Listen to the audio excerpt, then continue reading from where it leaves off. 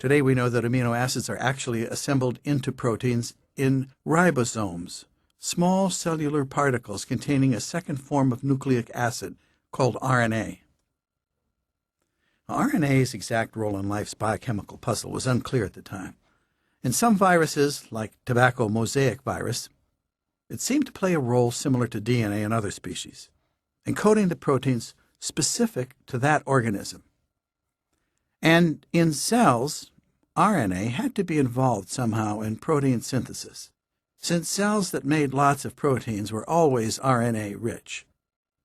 Even before we found the double helix, I thought it likely that the genetic information in chromosomal DNA was used to make RNA chains of complementary sequences. These RNA chains might in turn serve as the templates that specify the order of amino acids in their respective proteins. If so, RNA was thus an intermediate between DNA and protein. Francis Crick would later refer to this DNA to RNA to protein flow of information as the central dogma. The view soon gained support with the discovery in 1959 of the enzyme RNA polymerase. In virtually all cells, it catalyzes the production of single-stranded RNA chains from double-stranded DNA templates. It appeared the essential clues to the process by which proteins are made would come from further studies of RNA, not DNA. To advance the cause of cracking the code, deciphering that elusive relationship between DNA sequence and the amino acid sequence of proteins, Gamow and I formed the RNA Tie Club. Its members would be limited to 20, one for each of the 20 different amino acids. Gamow designed a club necktie and commissioned the production of the amino acid-specific tie pins. These were badges of office, each bearing the standardized three-letter abbreviation of an amino acid. The one the member wearing the pin was responsible for studying. I had PRO for proline, and Gamow had ALA for alanine. In an era when tie pins with letters usually advertised one's initials, Gamow took pleasure in confusing people with his ALA pin. His joke backfired when a sharp-eyed hotel clerk refused to honor his check, noting that the name printed on the check bore no relation to the initials on the gentleman's jewelry. The fact that most of the scientists interested in the coding problem at that time could be squeezed into the club's membership of 20 showed how small the DNA-RNA world was. Gamow easily found room for a non-biologist friend, the physicist Edward Teller, LEU, leucine, while I inducted Richard Feynman, GLY, glycine.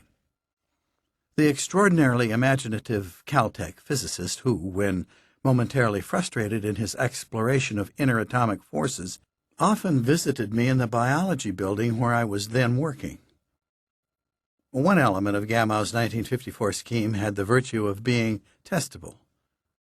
Because it involved overlapping DNA triplets, it predicted that many pairs of amino acids would, in fact, never be found adjacent in proteins. So Gamow eagerly awaited the sequencing of additional proteins. To his disappointment, more and more amino acids began to be found next to each other, and his scheme became increasingly untenable. The coup de grace for all Gamow-type codes came in 1956, when Sidney Brenner, VAL, valine, analyzed every amino acid sequence then available. Brenner had been raised in a small town outside Johannesburg, South Africa, in 2 rooms at the back of his father's cobbler's shop. Though the elder Brenner, a Lithuanian immigrant, was illiterate, his precocious son discovered a love of reading at the age of 4, and, led by his passion, would be turned on to biology by a textbook called The Science of Life. Though he was one day to admit having stolen the book from the public library, neither larceny nor poverty could slow Brenner's progress. He entered the University of Witwatersrand's undergraduate medical program at 14 and was working on his PhD at Oxford when he came to Cambridge a month after our discovery of the double helix. He recalls his reaction to our model. "That's when I saw that this was it. And in a flash, you just knew that this was very fundamental." Gamow was not the only one whose theories were biting the dust. I had my own share of disappointments. Having gone to Caltech in the immediate aftermath of the double helix, I wanted to find the structure of RNA. To my despair, Alexander Rich, ARG, arginine, and I soon discovered that X-ray diffraction of RNA yielded uninterpretable patterns. The molecule's structure was evidently not as beautifully regular as that of DNA. Equally depressing, in a note sent out early in 1955 to all Thai Club members, Francis Crick, TYR, tyrosine, predicted that the structure of RNA would not, as I supposed, hold the secret of the DNA to protein transformation. Rather, he suggested that amino acids were likely ferried to the actual site of protein synthesis by what he called adapter molecules, of which there existed one specific to every amino acid. He speculated that these adapters themselves might be very small RNA molecules. For 2 years I resisted his reasoning. Then, a most unexpected biochemical finding proved that his novel idea was right on the mark. It came from work at the Massachusetts General Hospital in Boston, where Paul Zemechnik had for several years been developing cell-free systems for studying protein synthesis.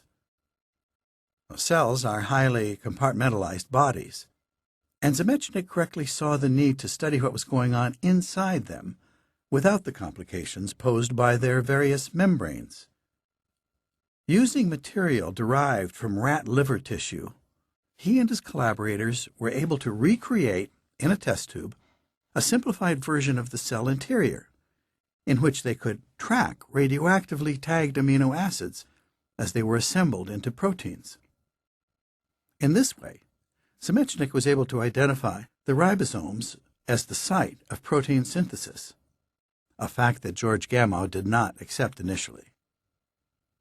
Soon, with his colleague Milan Hoagland, Zemechnik made the even more unexpected discovery that amino acids, prior to being incorporated into polypeptide chains, were bound to small RNA molecules. This result puzzled them until they heard from me of Crick's adapter theory. They then quickly confirmed Crick's suggestion that a specific RNA adapter, called transfer RNA, existed for each amino acid. And each of these transfer RNA molecules also had on its surface a specific sequence of bases that permitted it to bind to a corresponding segment of the RNA template, thereby lining up the amino acids for protein synthesis. Until the discovery of transfer RNA, all cellular RNA was thought to have a template role. Now we realized RNA could come in several different forms, though the two major RNA chains that comprised the ribosomes predominated.